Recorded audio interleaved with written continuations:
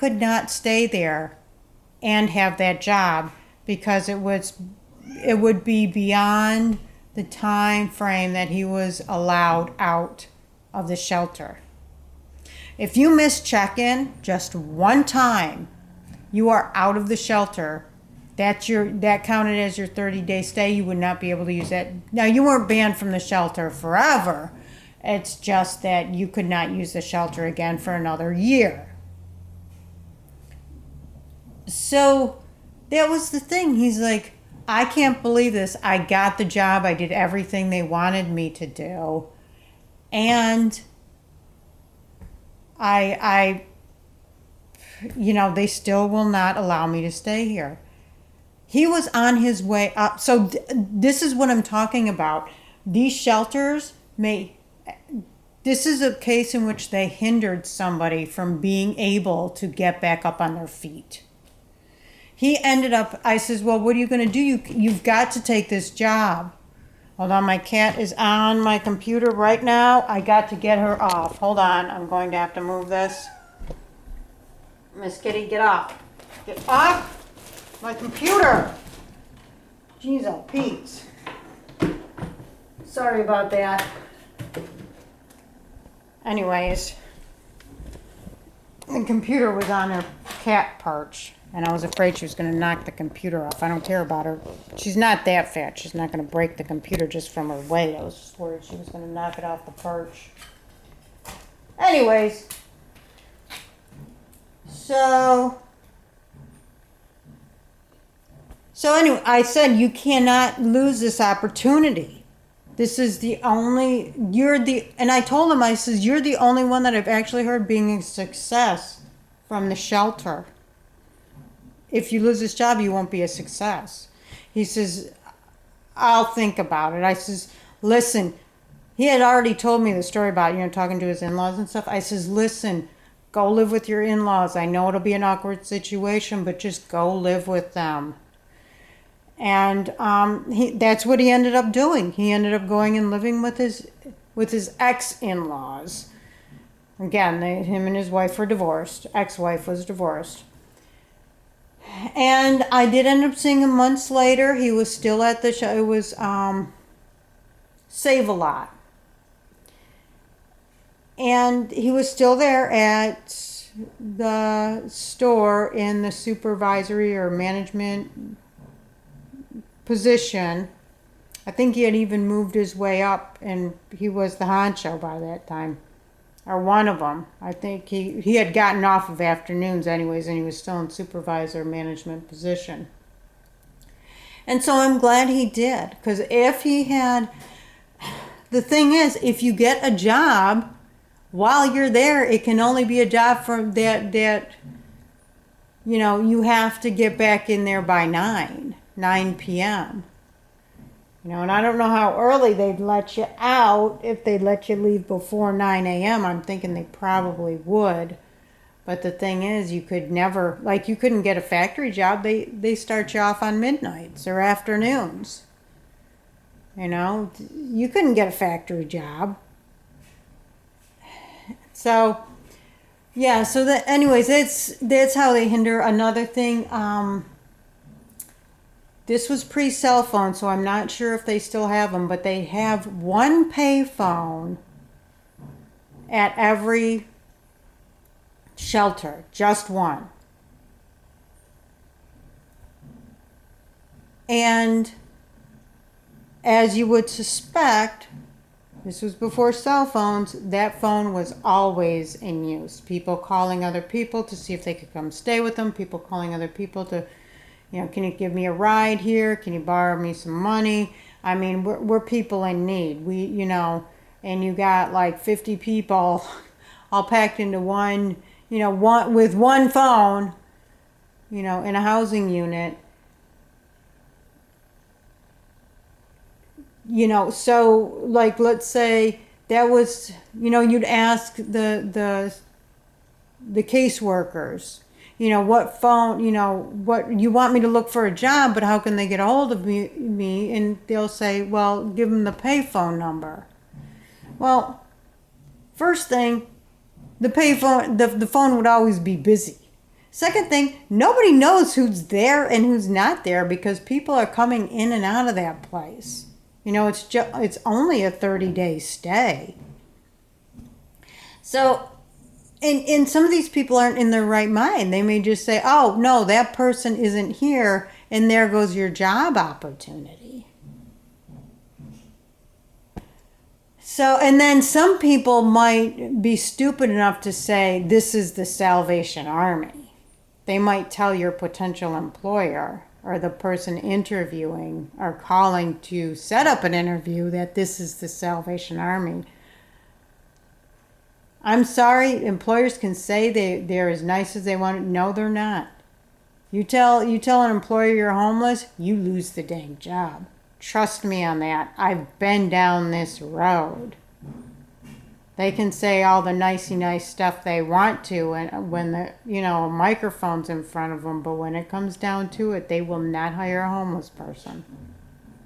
Not for anything that's gonna be stable. And then the one exception I told you about, there was one exception that I remembered that ever happened about staying in a shelter, and it was Turning Point. It was in I think it's still the city of Mount Clemens there. I'm not sure. It's around Mount Clemens, if not in Mount Clemens. And it's it was designed as a domestic abuse shelter. Yeah, I could tell you about that. They don't do anything for domestic abuse. They say they offer classes and all that stuff. They don't. Anyways, one woman, I stayed at the Turning Point twice, Matt's twice. Them were really the only two shelters in Macomb County that were permanent shelters. And when I mean permanent shelters, permanent overnight shelters, when I mean permanent overnight shelters is some of the shelters are, what do they call them? I can't remember what they called them. They had a term for it. Where you just sleep there. There's no meals. Whereas Matt's, there's meals. There's place to sit. There's place to socialize. These other shelters where it was just sleeping shelters, overnight shelters. We had a word for it.